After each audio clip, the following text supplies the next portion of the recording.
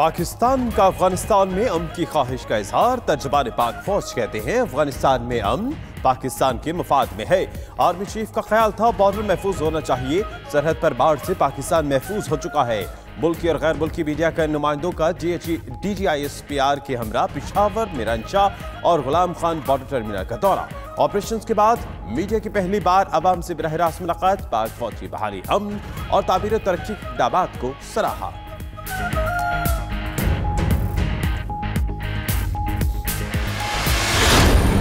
ये आसान काम न था न है। पाकिस्तान ने ये कहा था हमारा किरदार होगा एक फैसिलिटेटर का, हमारा काम होगा मेज पर ले आना और बिठा देना। अफगान, तालिबान और अमेरिका के दरमियान मुज़ाकरात में पाकिस्तान जिसका दाई रहा, किस तरह के मसाइल फौजी तरीके से हल नहीं होते, बातचीत से हल होते।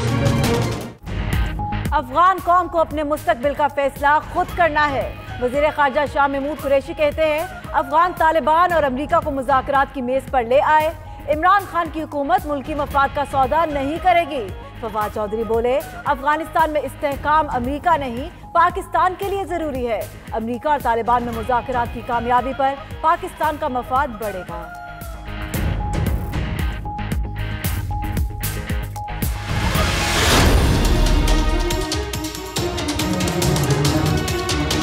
शिवाशी आपका क्या, आप तो भाई की वजह से बाय डिफॉल्ट बन गए हैं सब कुछ। आपकी क्या स्ट्रगल है? इनके बच्चे सारे तैयार हो गए हैं। ये जमहूरियत नहीं है, जमहूरियत मेरिट का नाम है।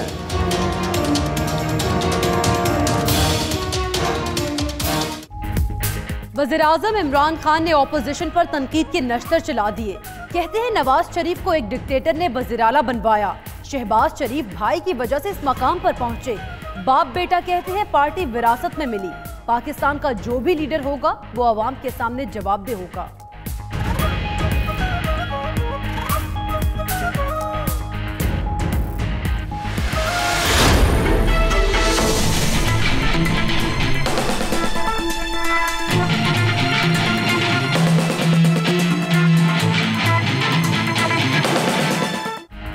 सिंध असेंबली के हल्का PS 94 में ज़िमनी इंतखाब। MQM के हाशिम रजा ने मैदान मार लिया। गैर खत्मी गैर सरकारी नताइज के मुताबिक हाशिम रजा ने 21,537 वोट लिए। PTI के अशरफ कुरैशी 8,970 वोट लेकर दूसरे नंबर पर रहे। खालिद मकबूल सिद्दीकी कहते हैं कराची की जमहूरियत को एतबार मिला। ये 25 जुलाई का रुख जाने वाला नतीजा है।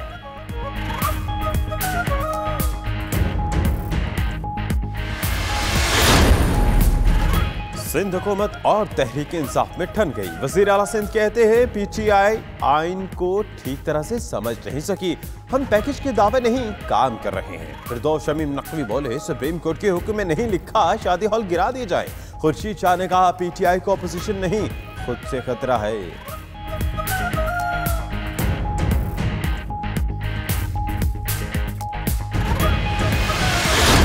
फरवरी जुमा चाराए कायदीन पर इंशाअल्लाह ताला लाइन एरिया के अवाम आपकी हिमायत में इंशाअल्लाह ताला कराची में लाइन्स एरिया के मकीनों की बेदखली और शहर में तजावुजात के खिलाफ ऑपरेशन। डॉक्टर फारूक सत्तार का 1 फरवरी को शाहराए कायदीन पर एहतजाज का ऐलान। कहते हैं सईद गनी शादी हॉल तोड़ने से मना करते हैं, दूसरी तरफ उन्हीं लोगों को नोटिस भी भेज रहे हैं। मेयर कराची वोट लेकर गायब हो गए।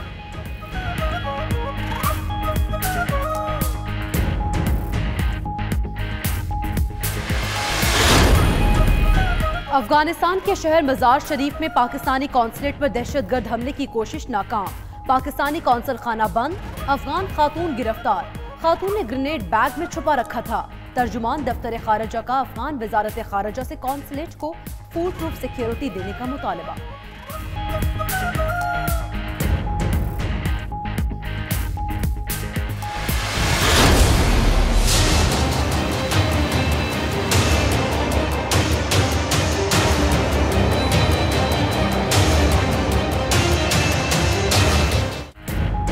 पाक फौज ने कोहिस्तान में कीमती पत्थर की तलाश में जाने वाले 7 अफराद को बचा लिया। ISPR के मुताबिक तमाम अफराद 72 घंटे से शदीद बर्फबारी में फंसे थे। पाक आर्मी ने सरतोली जलकोट में इमदादी ऑपरेशन किया।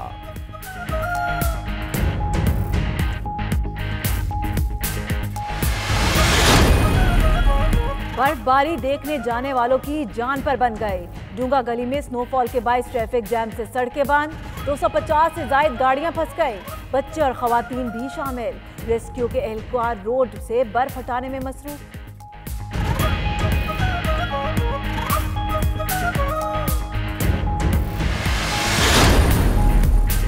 गिलगित के सियाहती मकाम नलतर में international ski race, chief of air staff cup और international Karakoram alpine ski cup में शिरकत के लिए खिलाड़ी नलतर पहुंच गए। मुकाबलों में पाकिस्तान समेत 13 ममालिक के 38 स्कीयर्स हिस्सा लेंगे। इंटरनेशनल स्की प्लेयर्स को पाकिस्तान एयरफोर्स के C-130 तैयारे के जरिए गिलगित पहुंचाया गया।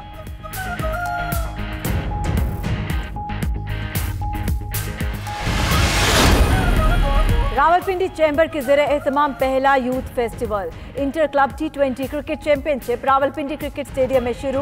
वफाकी वजीर फहमीदा मिर्जा की इफ्तिताई तकरीब में शिरकत। कहती हैं मुल्क को बहुत से चैलेंजेस का सामना है, खेल के मैदान वीरान हो गए, मिलकर इन्हें आबाद करना है।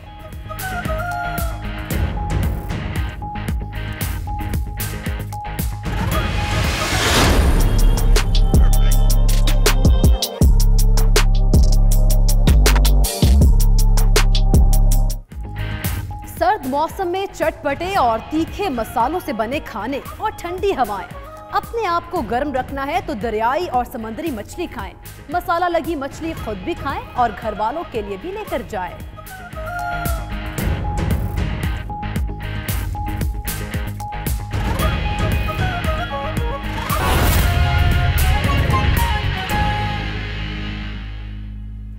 बिस्मिल्लाहिर्रहमानिर्रहीम, अस्सलामुअलैकुम। आप देख रहे हैं 92 न्यूज़ और मैं हूं आपके साथ इकरा बुखारी। मेरा नाम दानिश हुसैन। दुनिया के सबसे बड़े 360 डिग्री वॉचर स्टूडियो में हम आपको खुशामदीद कहते हैं।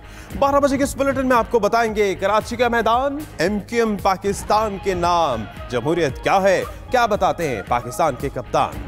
और मैं हूं सना उस्मान। बुलेटिन का आगाज करते हैं। अहम खबर आपको दें, भारत के साथ बातचीत मौखर कर दी गई। बातचीत के लिए मौजूदा भारतीय हुकूमत से किसी बड़े फैसले की तवक्को नहीं। वज़ीर इत्तलाआत फवाद चौधरी ने खलीजी अखबार को इंटरव्यू में वाज़ेह कर दिया और कहा कि नरेंद्र मोदी हों या फिर राहुल गांधी, पाकिस्तान सबसे बातचीत के लिए तैयार है। भारत में हुकूमत के क़याम के बाद आगे बढ़ेंगे। करतारपुर राहदारी से मुतल्लिक बोले, इससे न सिर्फ सिखों बल्कि पाकिस्तान भारत ताल्लुकात को भी फायदा होगा। पाकिस्तान में हुकूमत और फौज एक पेज पर है। ट्रंप ने तालिबान को मुज़ाकरात की बेस पर लाने के लिए पाकिस्तान के किरदार को सराहा है। ट्रंप इमरान खान मुलाकात अफगान अमन मुज़ाकरात के बाद ही मुमकिन है। भारत के साथ बातचीत मौखर कर दी गई। वज़ीर इत्तलाआत फवाद चौधरी ने खलीजी अखबार को इंटरव्यू में यह वाज़ेह कर दिया। कहा, नरेंद्र मोदी हो या राहुल गांधी, पाकिस्तान सबसे बातचीत के लिए तैयार है। भारत में हुकूमत के क़याम के बाद आगे बढ़ेंगे।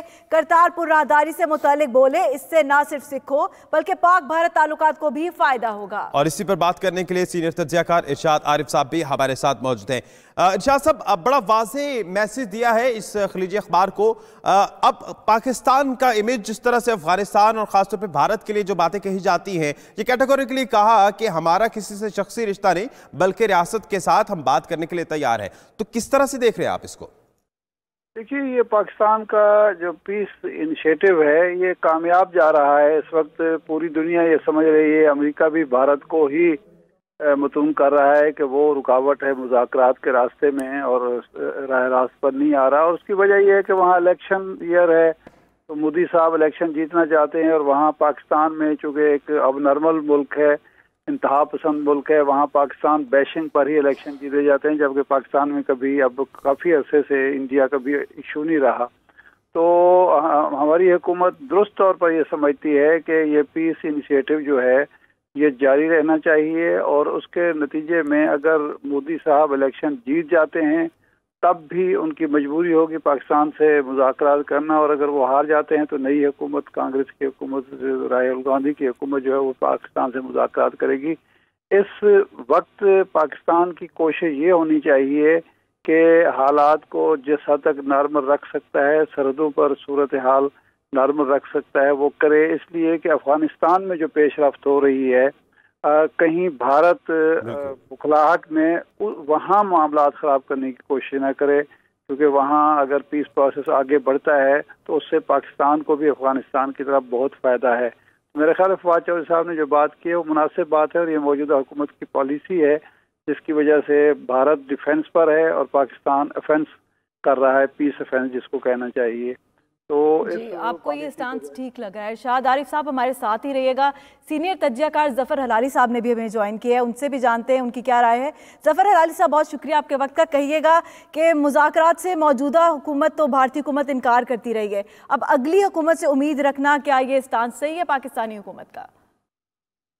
हाँ, मेरे ख्याल में अगर राजीव गांधी की कांग्रेस पार्टी आई तो राजीव गांधी ने इलेक्शन के वक्त भी कहा है कि बातचीत तो होनी चाहिए, और उसके जो साथी हैं उमर अब्दुल्ला कश्मीर में, उसने भी कहा है कि बातचीत होनी चाहिए, बल्कि उसने उससे भी ज़्यादा कहा है कि फैसला होना चाहिए हमारे इंडिया के मुसलमानों के साथ।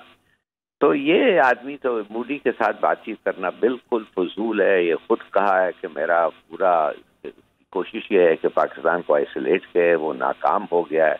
अब वो जो कर रहा है कश्मीर में मुसलमानों के साथ, मेरे ख्याल में अगर ये इलेक्शन जीत भी जाए, हमारी बातचीत इस आदमी के साथ नहीं है। ये आदमी जो है ये मुसलमानों को कत्ल करना, गुजरात से लेके कश्मीर तक इसका यही काम है, और मेरे ख्याल में ये शर्मनाक बात होगी अगर ऐसे आदमी के साथ हम पीस के बारे में गुफ्तगू करें।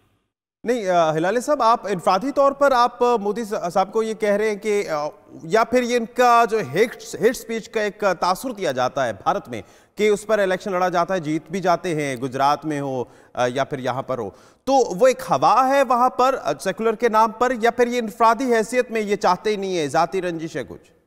मेरे ख्याल में मोदी और उसके जो साथी हैं बीजेपी के, आरएसएस के, हिंदू महासभा पे, जनसंघ के, ये तो मुसलमानों को नापाक समझते हैं। ये समझते हैं कि सबसे बड़ी चीज़ जो हो सकती है उनके लिए कि इस उनके मुल्क को मुसलमानों को से क्लेंज कर दें, निकाल दें।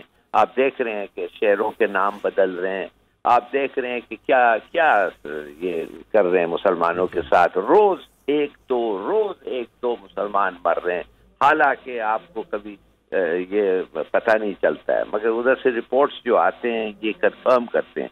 और कश्मीर में जो अभी हो रहा है, मेरे ख्याल में तो हमें एक रेजोल्यूशन पास करना चाहिए कि जिस आदमी ने कश्मीर में जो हरकतें की हैं उसके साथ कभी नहीं बात करना चाहिए। क्यों बात करें? क्या उसके आप समझते हैं अमन से उससे आप समझते हैं कोई उसके साथ समझौता हो सकता है? ऐसे आदमी को बिल्कुल नहीं होगा।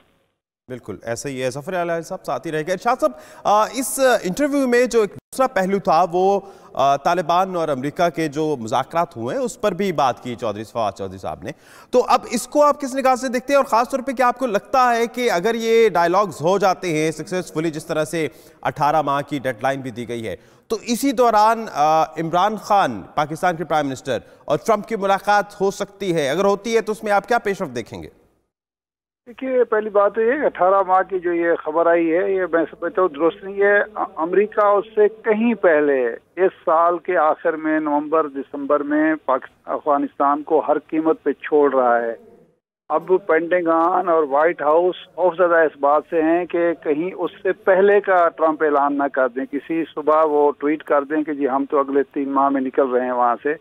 तो ये जो मुज़ाकरात हो रहे हैं, ये इस दबाव पर जो डीप स्टेट है अमेरिका की, वो चाहती है कि कम से कम हमें कोई फेस सेविंग मिले। और फेस सेविंग ये है कि अगर तालिबान भी कम से कम सीज फायर ऐलान कर दें तो फिर वो समझेंगे कि हाँ जी चलो हमने कुछ ना कुछ अचीव कर लिया है। वो तो जा रहा है अमेरिका, वो शिकस्त तस्लीम कर चुका है, नुकसान मजीद कराने के लिए तैयार नहीं है।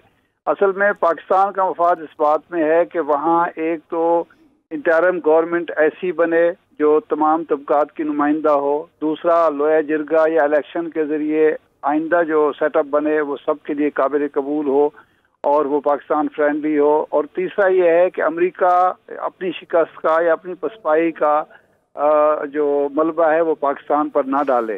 तो मेरा ख्याल है कि ज़ुल्फ़िकार खलीलज़ाद जो मुज़ाकरात का सबसे बड़ा मुखालिफ था, अब खुद मुज़ाकरात कर रहा है, तो इससे अमेरिका की मजबूरी को समझना चाहिए। और पाकिस्तान ने अपने पत्ते सही खेले हैं।